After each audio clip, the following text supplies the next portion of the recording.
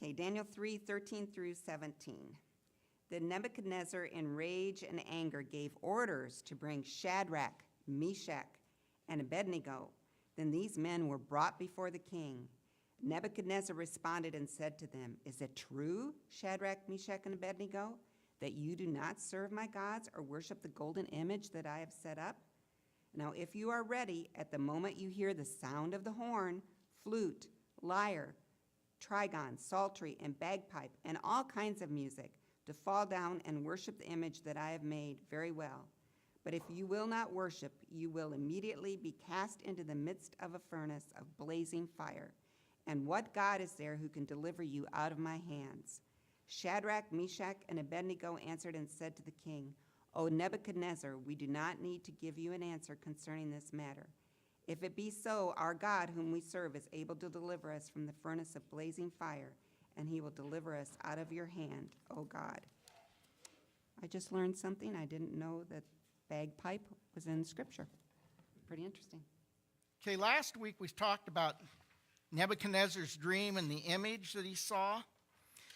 But my wife reminded me when I got home, I left out one of the most important details in the book, or in that story about Daniel and the image. And that thing that I neglected was verse 47. In verse 47 there says, "Surely your God is a God of God and a Lord of kings and a revealer of mysteries, since you have been able to reveal this mystery."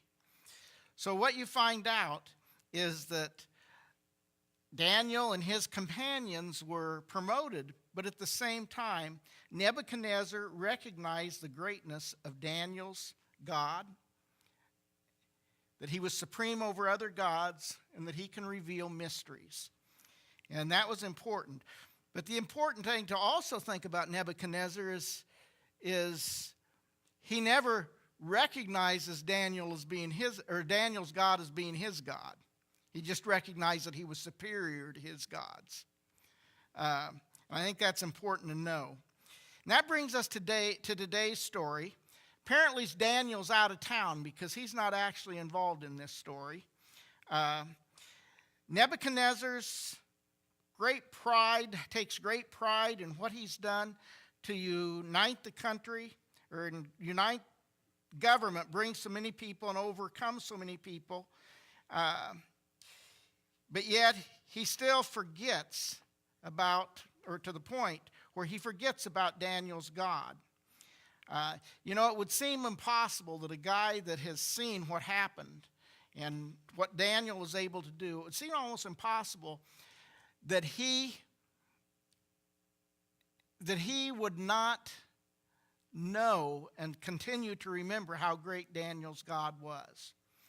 Because right away here, it seems like we find him neglecting Daniel's God. But the problem is there is about 18 to 20 years between Daniel 20 and Daniel 21, or in Daniel 3, Daniel 2 and Daniel 3. There's 18 to 20 years during that time. During that time, you've got maps there. You don't have to look up here if you don't want, if you can find things quick enough. During that time, they had left Babylon, which is right here. By the way, if you didn't know, Jerusalem is right over here. He had left Babylon. He had traveled up this way. You didn't travel this way because that was desert. And so very few people crossed that desert. So he went up this way, came back down, and as he was going through Jerusalem, he sacked Jerusalem again. Before, he had just taken captives, but he hadn't sacked Jerusalem proper. But this time, he sacks Jerusalem. He goes down and captures all of Egypt. And on the way back, and we talked about this a few weeks ago, he stopped at Tyre and lay siege there in Tyre. And it took 13 years for him to capture that. So he must have captured Egypt a lot easier. And then he's come all the way back to Babylon in that time. So what I'm pointing out is a lot has happened since the time. He's expanded his empire greatly. During that trip, by the way, Nebuchadnezzar saw something. And I think it's important for us to know that. That is what they call an obelisk. Obelisk. And he had saw these in Egypt and apparently been impressed by them. These obelisks were created by individual pharaohs, and if you'll notice, they had writing on them. And what this was, is all this writing was declaring all the great things that they had done, that Pharaoh had done. And so most people believe, by the way, have any of you ever seen anything like that before? Yeah. Washington Monument is an obelisk, except we don't have writings on it to tell all the great things that George Washington did. But that's what it is. And so, perhaps he thought if he would erect a monument to himself and tell all the great things he had done, maybe people would listen to him and not forget him. And so that's what he did.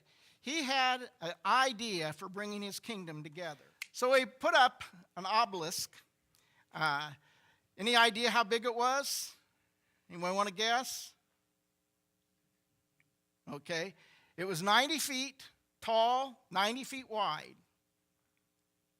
It's pretty tall when you stop and think about it. I remember years ago I helped erect a ham radio antenna that was 75 foot tall. And I thought that thing was a monster. You'd stand there and look into the sky, and that wasn't even as big as this was. So anyway, it's a big obelisk. Said it was made out of gold. It was probably wood overlaid with gold because that's the way they made a lot of that stuff. It was a common practice in those days. It was set up on the plain of Dura. We're not positive of where that was, but quite possibly one site would be 6 miles southeast of Babylon, because if you go 6 miles southeast of Babylon, even today there's a large square brick construction foundation of something. And a lot of people that feel that's probably where this took place. Why would he build it out on a plain instead of right in Babylon? Because there's more people, room for the people.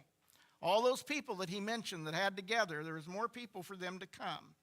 And the purpose of this was to give honor and praise to Nebuchadnezzar for what he had done. Declare his mighty deeds to all the people. Okay, so he gathered basically all the principal officers of his kingdom together. Everybody that had a job in government or anything else were together on this specific day. It is not so much in religious awe, but instead it's to express political solidarity and loyalty to Nebuchadnezzar. They did that by falling down and bowing, which is worshiping him, but that wasn't religious as much as it was about politics. That in itself is not strange, but it would have been against the Jewish beliefs.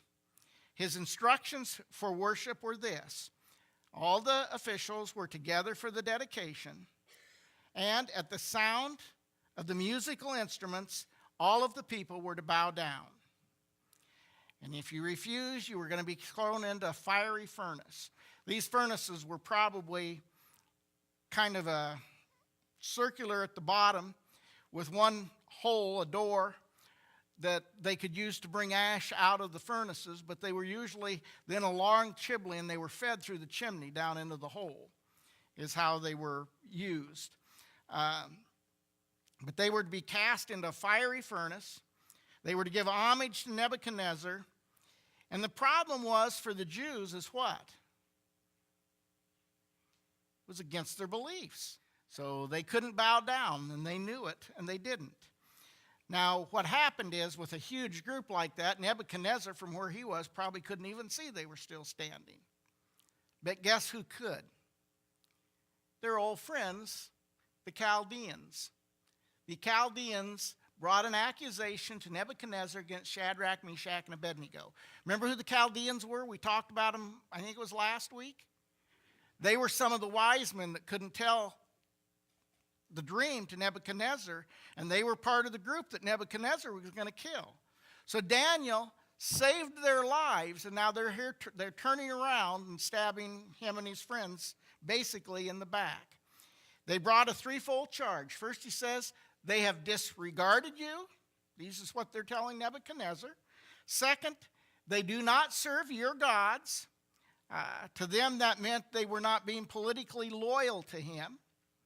And last, they do not worship the golden image. So Nebuchadnezzar brought in Shadrach, Meshach, and Abednego before him, giving them a second chance. That was nice of him. He gave them a second chance to do what he ordered. So Nebuchadnezzar had brought them before him. They gave him a second chance. And what's important about what they did? They said, no way. They had obeyed God. Actually, their answer was more detailed. It says, they said, O Nebuchadnezzar, we do not need to give you an answer concerning this matter. If it be so, our God whom we serve is able to deliver us from the furnace of blazing fire, and if he will deliver us out of your hand, O king.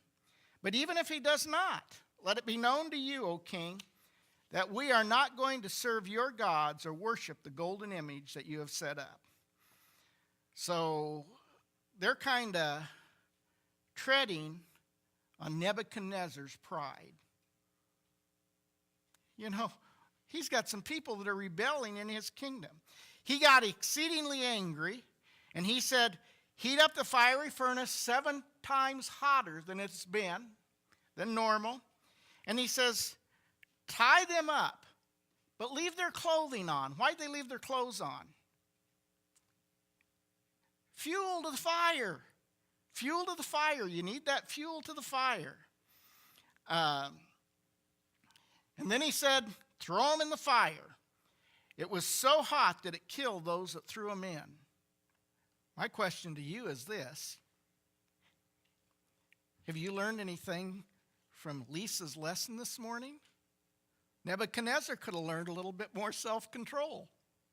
And he might not have had the problem he did. But what you see is a great contest. Nebuchadnezzar is saying, worship me or else. And God is saying, worship me alone. And who'd picked the right thing to do? It was the guys, Shadrach, Meshach, and Abednego. Have you ever stopped to think about what they must have been thinking about in that furnace? I'll bet you they could do nothing but praise God. To stand there, you could smell everything around them. But when they came out of the furnace, you couldn't even smell the smoke on them. Because God was with them during that time. The executioners died that threw them in, but yet the flames didn't bother them at all. By the way, Nebuchadnezzar recognized who was in that furnace in verse 28 when he says, blessed be the God of Shadrach, Meshach, and Abednego, who sent his angel and delivered his servants who put their trust in him. So he acknowledged that their God saved him from his laws, and it was because of their faithfulness. Okay, so what is the result of their faithfulness to God? And that's what we're talking about. Always do what God says, not what our friends or the world around us says. The result was this. Nebuchadnezzar recognized that their God was the Most High, but he still doesn't disavow his own gods. He just recognizes theirs as the best. He commends them for their faithfulness, and he makes a decree. And that decree is, no one was to say anything bad about the law or about the God of the Jews. And second, if they disobeyed, they were to get the death penalty. You know, it would certainly help America today if we had a law like that. If you said anything against the supreme God, you'd lose your life. It'd solve a lot of our problems. Their position was enhanced again in the country. But now the faith of Shadrach, Meshach, and Abednego gave them a 5-fold victory. First of all, they were loosed from their bonds. The fire burned their bonds off, the ropes off their arms, but they could walk around. Second, they were protected from harm. Third, they were comforted in trial. Fourth, God was glorified. And last, they were rewarded. And so just remember that if you are faithful to God, God will still give you those same victories in your life today.